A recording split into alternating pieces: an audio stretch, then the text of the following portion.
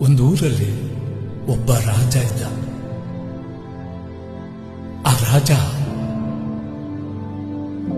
ಇಡೀ ರಾಜ್ಯದಲ್ಲಿ ಇರತಕ್ಕಂತ ಜನತೆಗಳ ಖುಷಿಗೋಸ್ಕರ ಇಡೀ ರಾಜ್ಯನೆಲ್ಲ ಸುತ್ತಾಡ್ತಿದ್ದ.